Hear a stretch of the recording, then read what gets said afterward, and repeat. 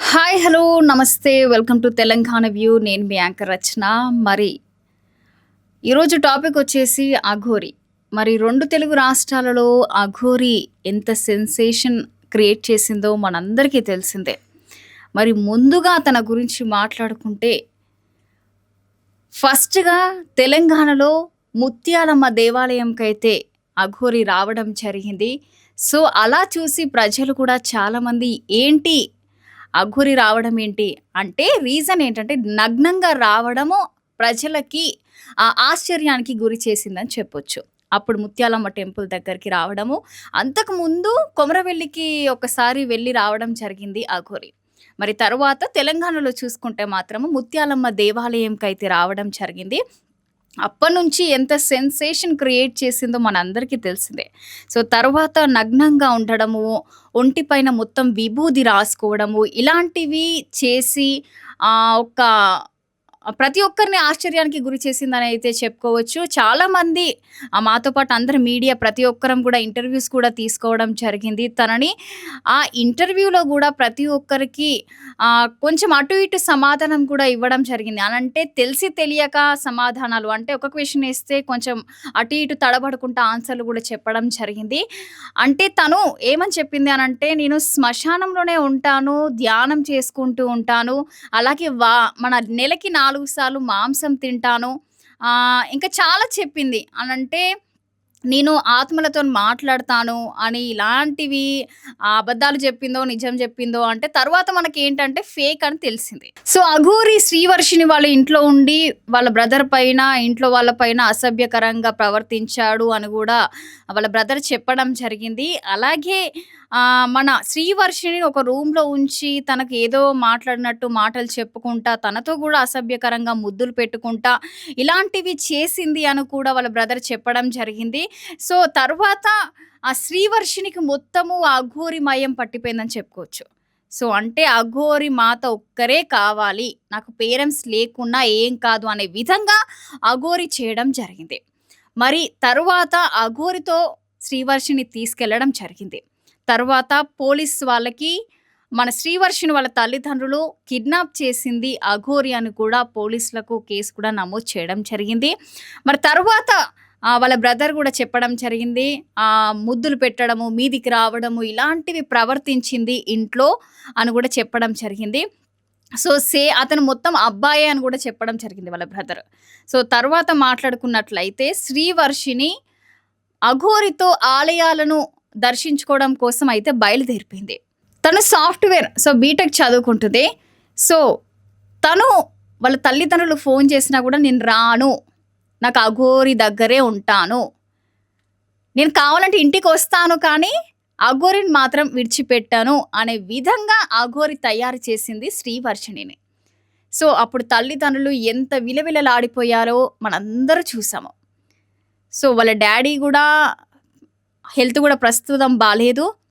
So, వాళ్ళ daddy phone చేసుకొని ఏడ్చుకుంటా మాట్లాడినా గూడా నేను రాను, రాను, రాను అని మాత్రం శ్రీవర్షిని ఒకటే మాట చెప్పడం జరిగింది.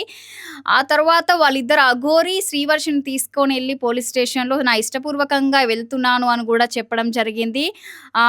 అంటే మన పేపర్ పైన గూడా నా ఇష్టపూర్వకంగా ఎళ్తున్నానని గూడా రాసి వెళ్ళడం జరిగింది. సో, తర్వాత శ్రీవర్షిని తల్లిదండ్రులు ఎన్ని సార్లు మాట్లాడి, ఎన్ని సార్లు రియాక్ట్ అయినా గూడా నేను రాను అనైతే చెప్పడం జరిగింది.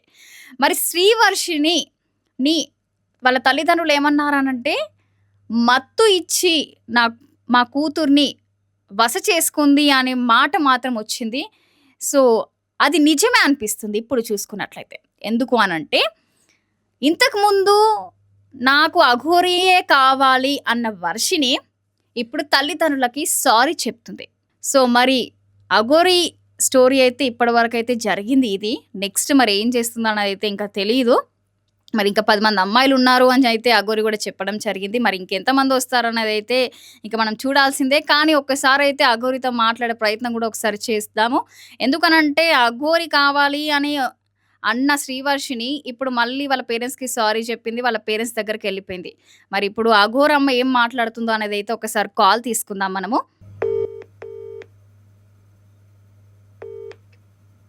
హలో! హలో! అమ్మ నమస్తే అమ్మా. నమస్తే. ఎవరమ్మా? అమ్మ నేను యాంకర్ రచనని మాట్లాడుతున్నాను. మీకోసమే మాట్లాడుతున్నాను నేను ముఖ్యంగా. చెప్పమ్మా. సో అమ్మ ఎలా ఉన్నారు ముందుగా చెప్పండి నాకు?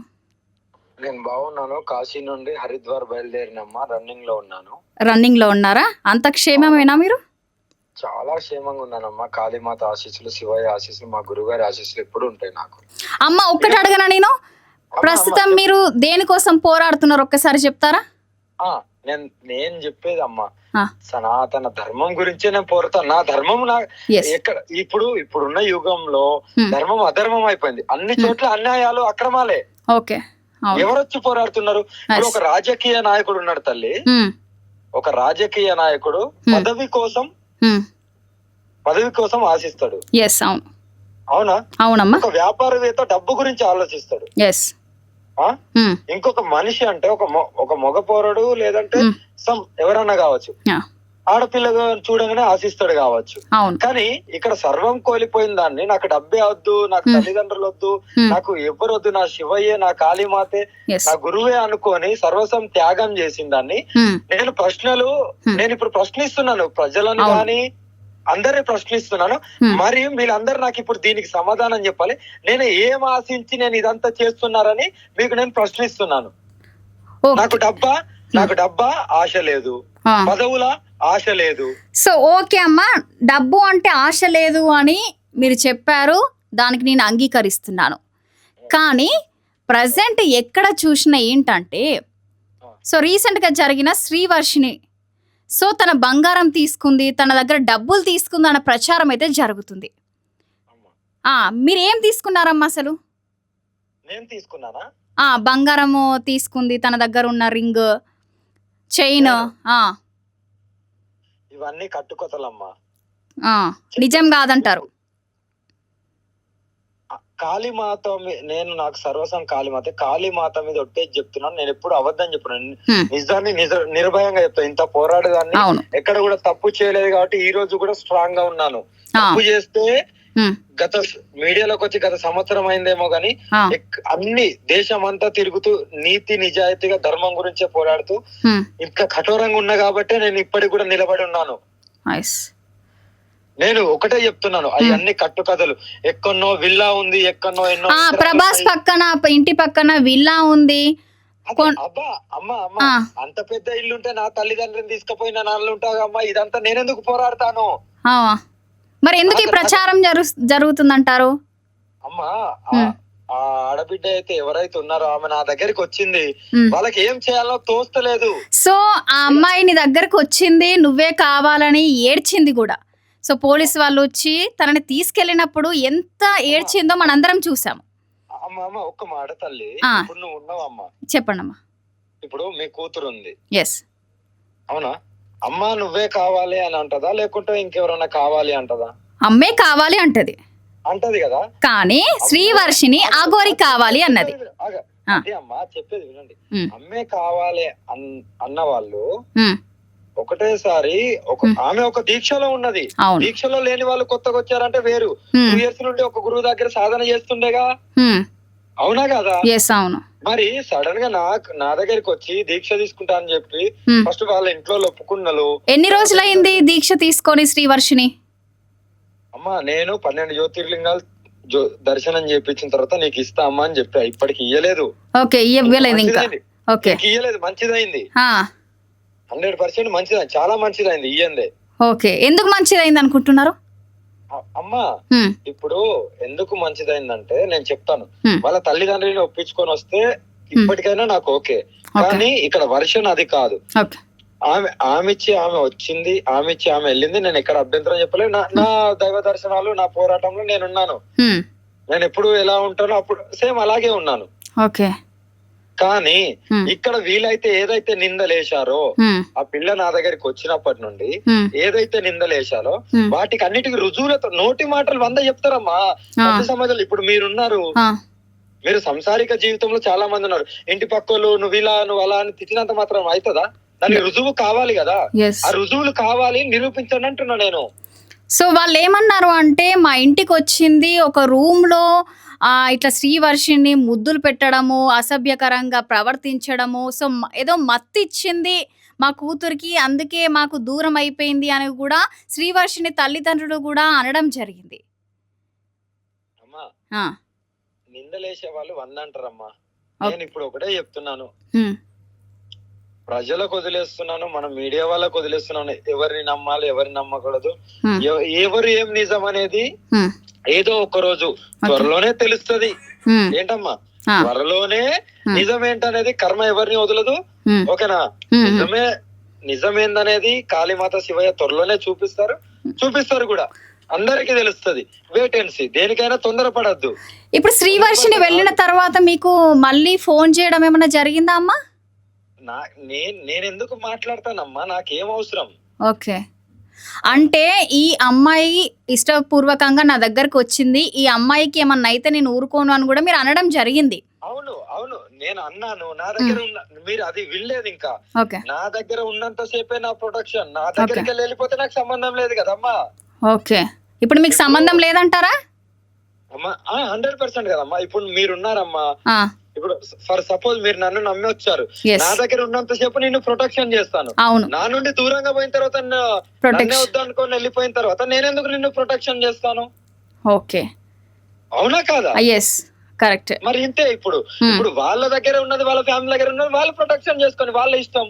వాళ్ళ పిల్ల, వాళ్ళ కూతురు, వాళ్ళ ఇష్టం అమ్మా. నాకేం సంబంధం ఇందులో? నా దగ్గర ఉన్నంత సేపు నేను ఒక చిన్న గీత కూడా పడకుండా, నా దగ్గర ఎన్ని రోజులు ఉండను అన్ని రోజులు టైం టు టైం భోజనము, దర్శనాలు, దైవ దర్శనాలు అన్ని బాగానే జరిగినాయి. నేను ఇక్కడ చిన్న లోటు కూడా చేయలేదు.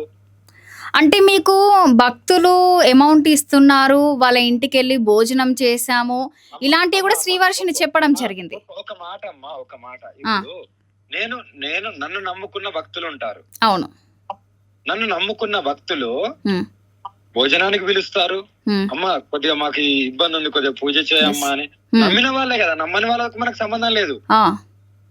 నమ్మిన వాళ్ళే కదా మన దగ్గరకు ఈ పూజ చేయండి అమ్మా అంటారు. చేస్తాము.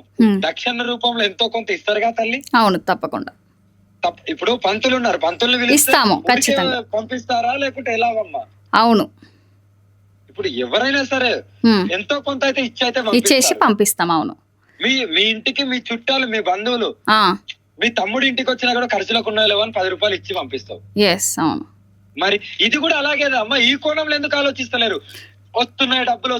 అరే నేను పూజ చేసిన వాళ్ళకి ఇష్టమైంది, పూజ. ఓకే.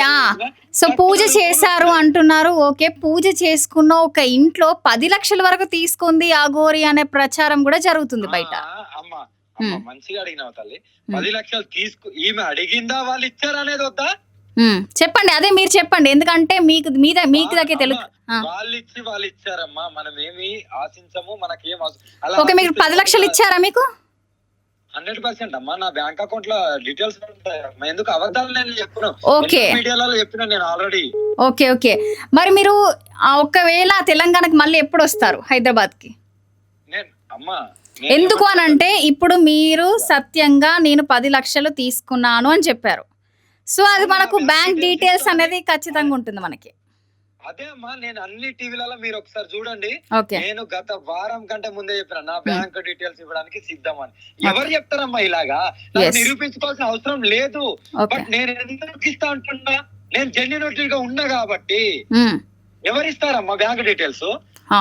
ఏ బాబాయినా ఏ స్వామీజీ అయినా ఇస్తారా? లేదు.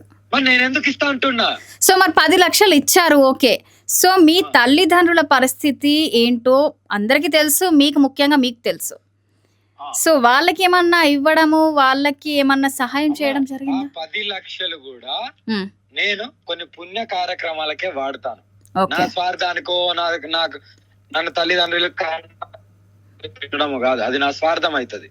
ఓకే, వాళ్ళకి ఎప్పుడు చేయాలి, ఏం చేయాలన్నది అది టైం వచ్చినప్పుడు బాబు చేపిస్తాడు, అది చేస్తాం. కానీ ఈ డబ్బు రూపంలోనో, ఇల్లు కట్టించడమో, ఇంకోటో, నగలు నట్ర ఇవన్నీ మాతోని కాదమ్మా. ఇవన్నిటికి దూరంగా ఉంటాం. ఇది మోమాయ అంటాం. ఈ మోమాయకే దూరంగా ఉంటాం తల్లి. ఓకే.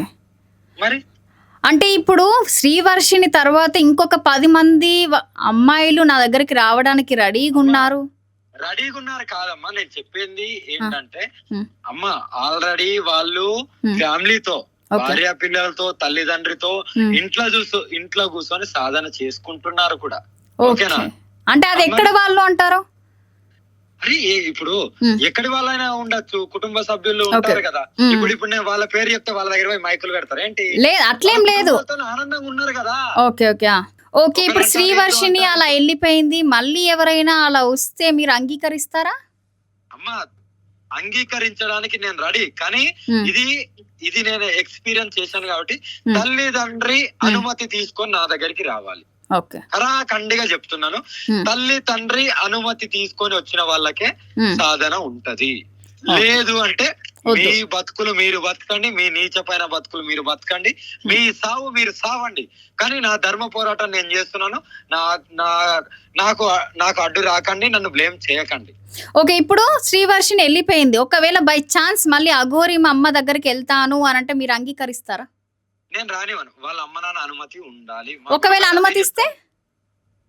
అనుమతిస్తే ఓకే అమ్మ, అనుమతిస్తే ఓకే, లేకపోతే వాళ్ళ అమ్మ నాన్న అనుమతిస్తే ఓకే. ఉమ్, అనుమతించకుండా నా దగ్గరికి వస్తానా కూడా ఉమ్, నేను రానియను, నేనే ఖండిస్తాను దీన్ని. ఓకే. సో మీతోనే శ్రీవర్షిని ఎలా ఉండేదండి? బాగుండేదమ్మా, బాగుండే. చాలా చాలా మంచి పిల్ల. ఉమ్, నేర్చుకోవాలని చాలా ఉన్నది, భక్తి కూడా ఉంది. ఉమ్, ఆమె కొన్ని చాలా వాళ్ళ ఫ్యామిలీ ఇంకా ఆమె చెప్పుకున్నది, ఓకే. ఇబ్బందులు పడుతూ ఉమ్. ఆమె దెబ్బలు తింటూ కొన్ని సమస్యలు ఇంకా సో తన ఇబ్బందులు అన్ని చెప్పుకున్నాక అమ్మ అమ్మ చెప్పండి. ఒక్క మాట, అమ్మ. ఆడపిల్ల గురించి మనము ఇప్పటికే ఆమె ఫ్యూచర్ ని వాళ్ళ అన్నయ్యలే బజార్కి ఇచ్చారు. ఎస్ ఎస్ మీకు అర్థమవుతుంది అనుకుంటా. Yes. నేను చెప్తున్నాను, Hmm. నా దగ్గరికి వెళ్ళి నేను ఆమెనే కిడ్నాప్ చేయలేదు, ఆమెనేదో ఏదో చేసుకొని, ఆమె స్వయంగా నా దగ్గరికి వచ్చింది, దీక్ష నేర్చుకుంటా అని రామ్మ అన్నాము, తీసుకెళ్ళాము. This is the one of the experience. ఓకేనా? మీకు ఎక్స్పీరియన్స్ అంటారా? అంతే కదా. ఓకే. వీళ్ళ అన్న వాళ్ళే మా ఆడపిల్లని తీసుకెళ్ళింది, ఇలా చేసింది, ఇలా ముద్దులు పెట్టింది, అలా హక్కులు చేసుకుంది, నా మీద బొర్లింది, నాకు తాళి కట్టింది. వాళ్ళు రొచ్చ తీసుకొని వచ్చారు తప్ప ఇక్కడ మేమేం చెప్పలేదు. అది నిజమో కాదో కాళీమాతకు శివయ్యకు తెలుసు. చాలు. ఓకే. మీరు కూడా శ్రీవర్షిని వెళ్ళేటప్పుడు ఏడ్చిండ్రని కూడా విన్నాము. శ్రీవర్షిని వెళ్ళేటప్పుడు మీరు బాధపడ్డారా? అమ్మ నేను అదే చెప్తున్నా, బాధపడ్డారా అంటే నా జీవితంలో, నా లైఫ్ లో నాకు 7 ఇయర్స్ ఉన్నప్పుడు వెళ్ళిపోయాను. నా లైఫ్ లో ఒక 10 days 15 days జర్నీ నా పక్క నుండి చేసిన ఆమె. ఓకే. ఎవరికైనా ఎందుకు వెళ్ళిపోతుంది అంటే వాళ్ళ అన్నయ్య వచ్చి నేను పంపించాను, నేను అక్కడ ఏం మాట్లాడలేదు, మీరు వీడియోలు చూసారు. వెళ్ళిపోమ్మా మీ ఇష్టం అమ్మా అని చెప్పాను, అంతే. అక్కడ ఏడ్చిందా ఇదా అంటే అలా విజ్ఞప్తికి వదిలేస్తున్నాను, అంతే. Okay okay, thank you so much అమ్మా. సో మీ టైం ప్రజలకు కూడా నేను ఇదే చెప్తున్నాను, చెప్పండి. ప్రజలకైనా మన మీడియా వాళ్ళకైనా చూసింది కొద్దిగా నమ్మండి, మన కళ్ళ ముందు జరిగింది. లేదా ఒకవేళ మీరు నమ్మే ప్రసక్తిలో ఉంటే, నమ్మాలనిపిస్తే అది నిజమో కాదో దర్యాప్తు చేయండి, ఫస్ట్ ఎంక్వైరీ చేయండి. ఎంక్వైరీ చేసి అప్పుడు మీరు ఏదైనా చర్యలు తీసుకోవడానికి ఉంటది మీకు వీలు. ఎంక్వైరీ చేయక ముందే ఎవరో ఏదేదో అంటారు, అవన్నీ నమ్ముతూ ఉంటే సభ్య సమాజం ఎప్పుడు బాగుపడదు. అలా చేయకండి. కళ్ళతో చూసింది, ఆధారాలతో ఉన్నది మాత్రమే నమ్మండి దయచేసి. ప్రజలకు ఎవరు ఏంటో కూడా తెలుసుకోండి. మాకేంటో మేము తెలుసమ్మా. ఇప్పుడు ఆ అమ్మాయి ఎన్ని తమ్నెల్స్ పెడుతున్నారు తెలుసా తల్లి, నీచాతి నీచమైన. ఒకరు పెళ్లి అంటారు, ఒకరు శోభనం అంటారు. అరే ఇక్కడ నాకు అసలైంది దానం చేసి నేను మొత్తానికి అర్పించడం అంటే ఇంకా శృంగారం వేడికెళ్ళి చేయాలి, నేను ఎక్కడికి వెళ్ళి ఏం చేయాలి, ఎలా అనబుద్ధి అవుతుంది అనేది నాది ప్రశ్న. సో అంటున్నారు ఏంటంటే ఇద్దరు పెళ్లి కూడా చేసుకోబోతున్నారనే ప్రచారం కూడా జరుగుతుంది మరి ఇప్పుడు. అదే అమ్మా, ఆ తమ్నెల్స్ అలా ఉన్నాయి, లోపల క్లిక్ చేస్తే ఏమి ఉండదు కదా అమ్మా. ఏదో ఇంటర్వ్యూ ఉంటది లోపల, కానీ తమ్నెల్స్ అయితే అలా ఉన్నాయి. అంటే ఇక్కడ బ్యాడ్ చెయ్యాలనే కదా. నేను అందరిని అనట్లేదు, ఎవరైతే తమ్నెల్స్ పెడుతున్నారో కొంచెం చూసి పెట్టండి. తమ్నెల్స్ మీరు మీ ఇష్టం, మీరు లేకుంటే డబ్బుల గురించో నేను అంటున్నా కదా, ఇలాంటి దాని మీద వచ్చే డబ్బుతోని తిని మీ ఫ్యామిలీలను పోషించుకోకండి, బాగుండదు.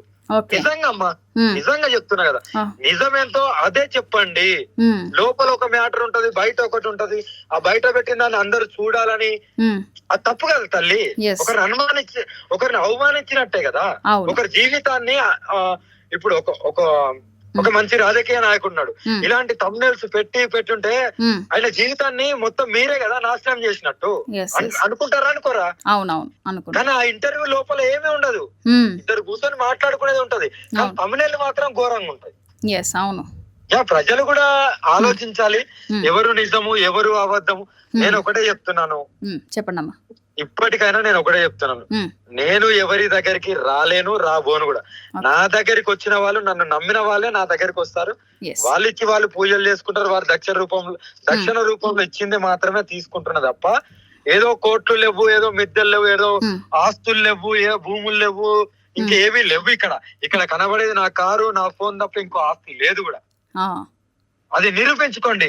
బహిరంగంగా చెప్తున్నా కదా తల్లి, కావాలంటే ఎంక్వైరీ చేసుకోండి. రెండు రాష్ట్రాలలో ఇక్కడ బ్యాడ్ చేసింది ఎవరు? మరి ఏమన్నా ఆశించి వచ్చిందా అని ఆలోచించట్లేదు. పోరాడుతుంది, పోరాటం కనబడతలేదు, ఆశలు కనబడట్లేదు.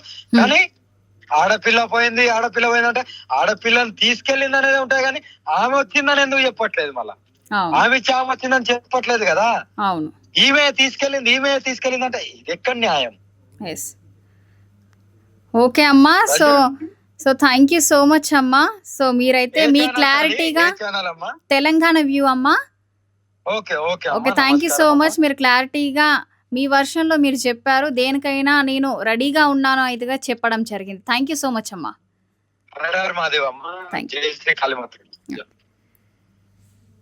సో చూసాం కదా, అఘోరి అమ్మతో మాట్లాడడం జరిగింది. సో 10 లక్షలు పూజ చేశాను, 10 లక్షలు వాళ్ళు ఇస్తే మాత్రమే నేను తీసుకున్నాను అని క్లారిటీగా చెప్పడం జరిగింది. సో నేను మళ్ళీ తెలంగాణకు వస్తాను, నా బ్యాంక్ డీటెయిల్స్, నా ఫోన్ మీకు ఇస్తాను, అన్ని ప్రూఫ్తో సహా మీరు చూసుకోండి, నేనేం తప్పు చేయట్లేదు, నేను కరెక్ట్గా ఉన్నాను అని చెప్పడం జరిగింది. సో అఘోరి అమ్మ మాటలు కూడా మీరందరూ కూడా విన్నారు కదా. సో మరి ఇది ఇప్పటి వరకు ఉన్న అప్డేట్ అఘోరి అమ్మది. మరి నెక్స్ట్ ఏమవుతుందో అనేది అయితే మనం వేచి చూడాల్సిందే. అప్పటి వరకు చూస్తూనే ఉండండి తెలంగాణ వ్యూ ఛానల్.